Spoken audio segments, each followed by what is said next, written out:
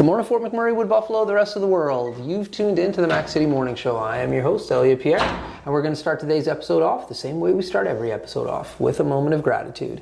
I know you could be doing a million other things with your time, and the fact that you spend it with us truly does mean the world to me. So thank you. On that note, Tanner, hit him with the intro.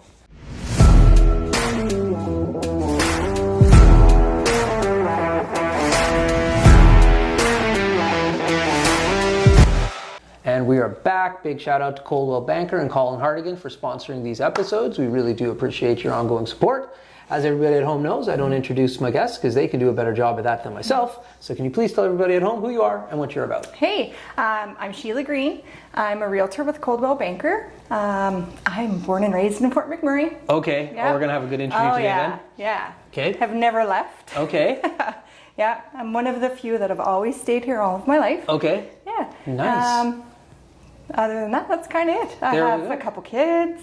How many? Two. Okay. Two, yeah. A boy who just graduated this year. Okay. And then my daughter is going to grade 8. Oh, wow. Yep. You're like in that home stretch. Oh, yeah. Yeah. I'm loving it. Okay. All right. So let's talk about the first thing. Tanner left the room for this, but we have the competition going. What high school did you go to? Father Merck. Father Merck. Both my Thank you very kids, much. too. There we go. Go Trappers. There we go. Love it. Tanner's been crushing me with Composite High School lately. There's a lot of people that went to comp here. There is, yeah. I did not know that. Did he go to? That's why we have our competition. I went to Merck, he went to comp. So, Gotcha. So you're born and raised here and never Yeah. left. So that means like you stayed here the whole did. time. You I did did. your post-secondary in Fort McMurray and everything. I did. Okay. Yeah. Okay. Yeah.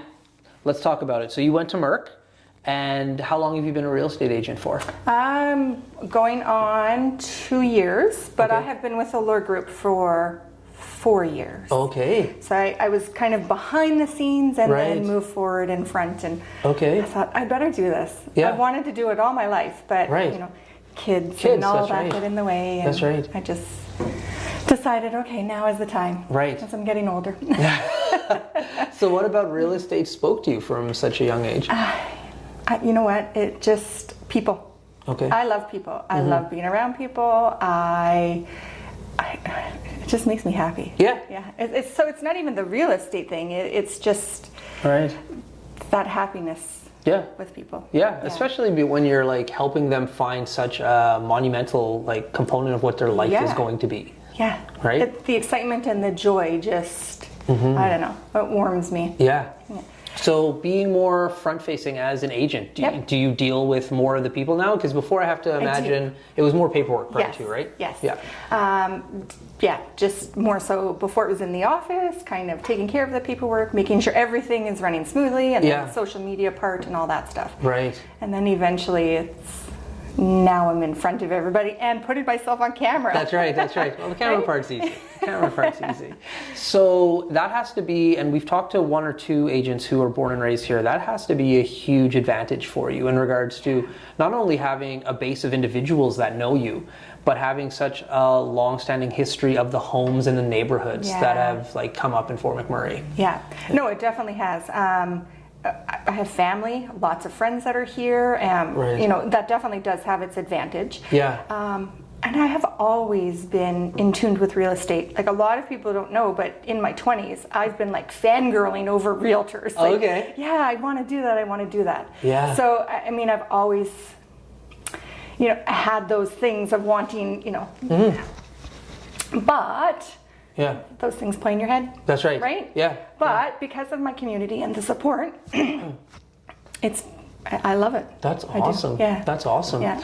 So why Coldwell? You said you were with the Lore Group for a Yeah. little bit. And now as an agent, you're still underneath that brand, yeah, but it's still with Coldwell. So what about these 2 components attracted you?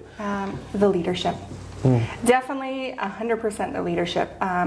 When you go into real estate, you don't know a lot of the things, right? And having that support, for me, I want to succeed, and I know that I wouldn't be able to if I didn't have, Colin and Susan with the Lure Group and our whole team to be able to guide me. Right. There's so many questions, and I probably annoy them a lot.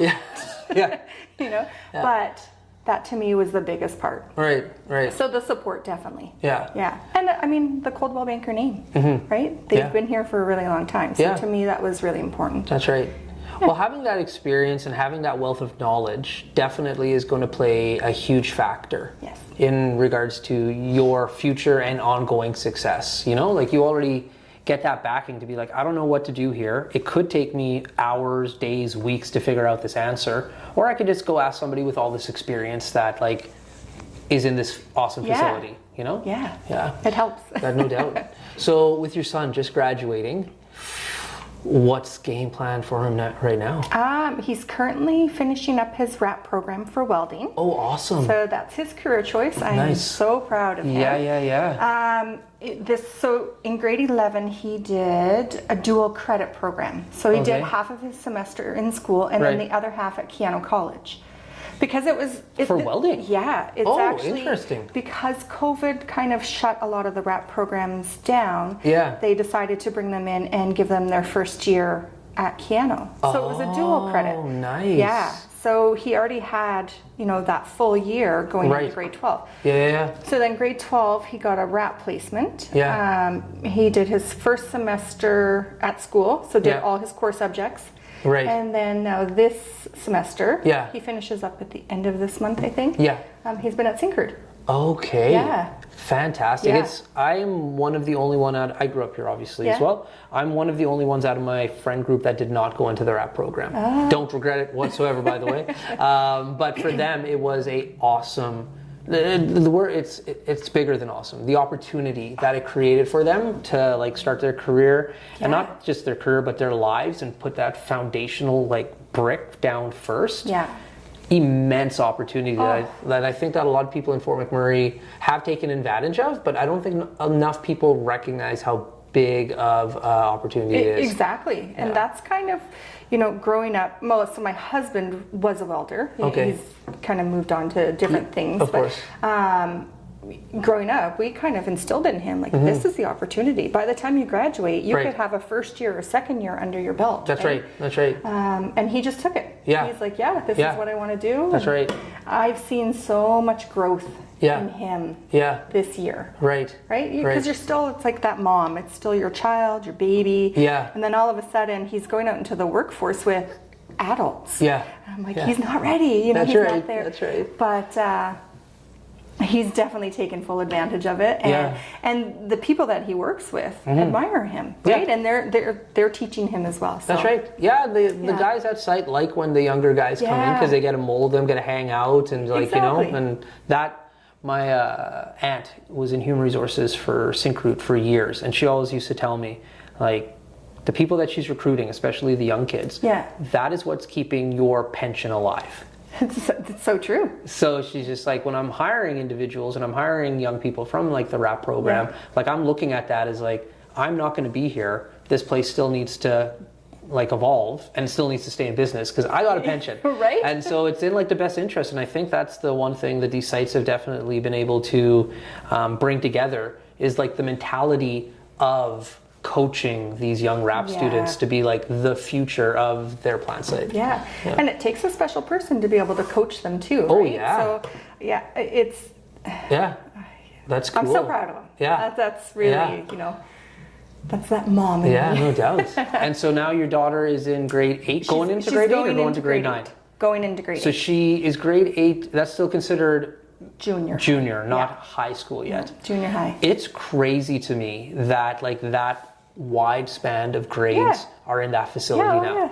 Because when I went there, dating myself, but I was in grade 9. So it was grade 9 to grade 12. Yeah. And that was the first year that they brought grade 9s in. It used to be 10 to 12. Oh, okay. So I graduated in 2001. I graduated in 2001. I graduated a little bit before you. Yeah. When I went, it was still grade 10. Right. Grade 10 to 12. Yeah. So when my son started going, because he went to Father Merck as well, he was in grade 7, and I thought, oh, he's never going to make it. Yeah. Like, this is crazy. That's right. But no, they do really segregate them. Yeah, they really they keep do. them separate. So. Yeah. I didn't have that fear anymore. Yeah. And my daughter goes to Merck now too. Right. Yeah. And it's one of those things where like I didn't believe it. My wife for years taught at Father Merck. And so I would spend a lot of time in there. And it really is true. Like the grade 12s wanted nothing to do with those younger students. Like they didn't even want to pick on them. Like there was nothing. They were invisible. And how they organized the lunch and the breaks, they really don't have that much interaction. No, they don't. Yeah. I know the first day of school, I was bringing my son in at the time, and I had that fear of junior high and high school. And we walked in, and all these grade 10s, 11s, 12s are outside, and he's just like this high walking into grade 7, and I'm like, what is happening? But they do. They keep them over here, and then they keep the high schoolers over here. So great administration. Yeah. Great administration. Yeah. So why do you love Fort McMurray so much? Oh, you know what? Just the community, the people. I have been I've cried many times over beautiful things that have happened with, when something goes wrong in our city, people just come together, they help out. I have been so proud. And there's so much to do. It's small, I get it. It is small, but we also have a lot of amenities that we need, right? It means so. Just the there people. We go. The size of it is my favorite. Like honestly, like I know it's small and everything, but that's great because everything is so quick to get to. 15 minutes. 15 minutes. Like if I want to put the kayak on the top of my 4Runner, I can just like really go right down to the Snai, kayaking right away. I want to go to the snowboard. I want to snowboard. Okay, that takes me like a half of an hour to get to the hill. Yeah. Like you want to be in the middle of the bush. Just pick the direction and you're there. Same with shopping. Like everything is so close. Yeah.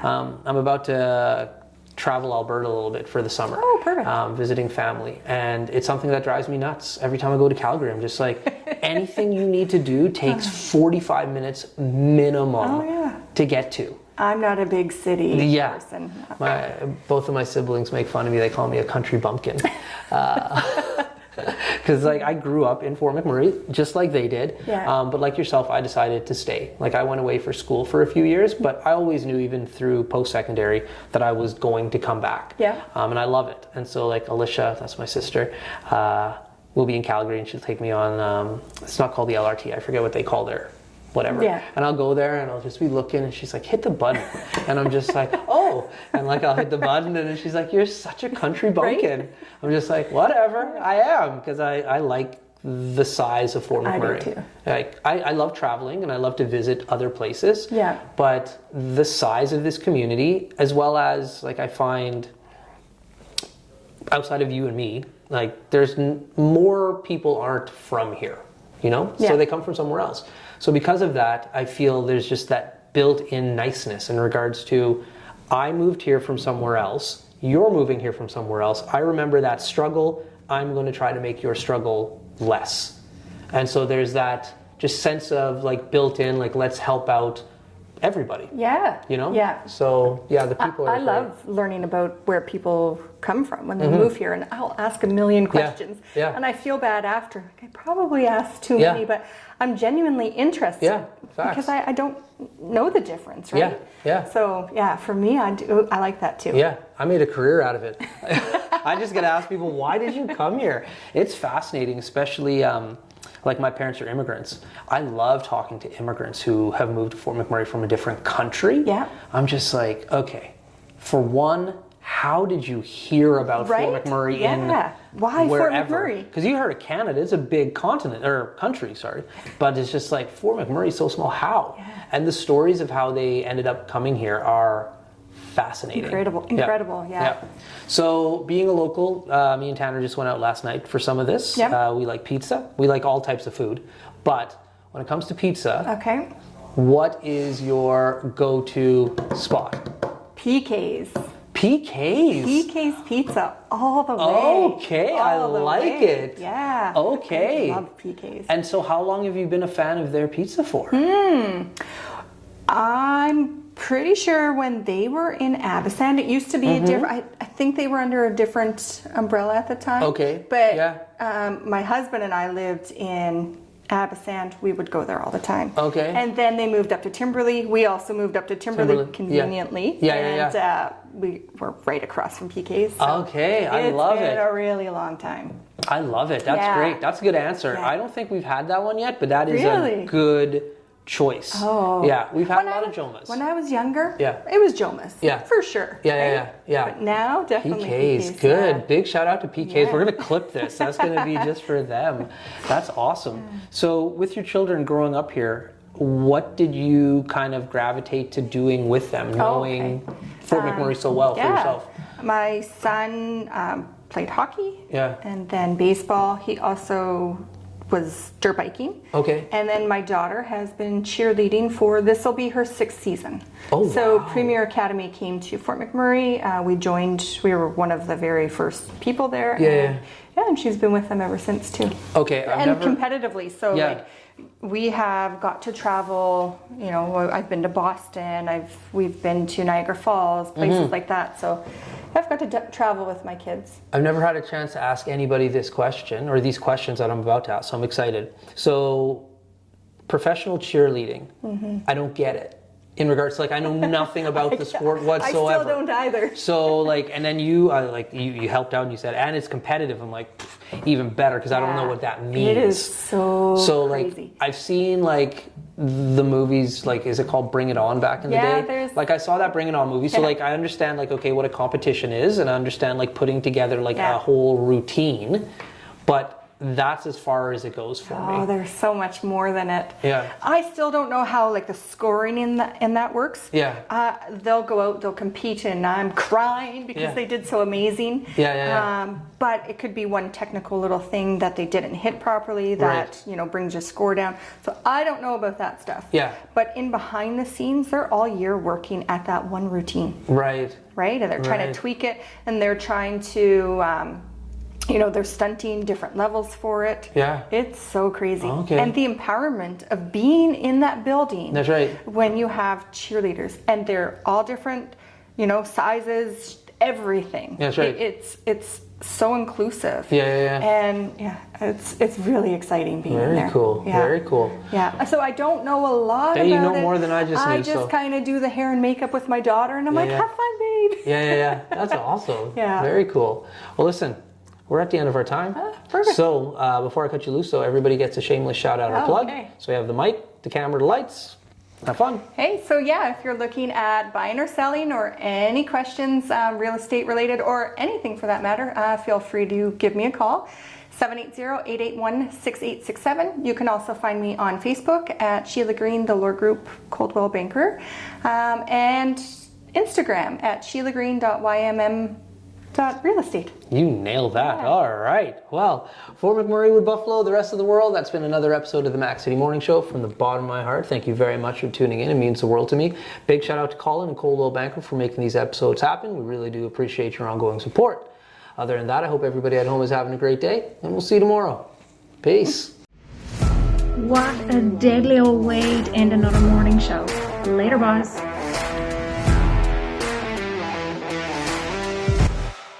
So ballistic!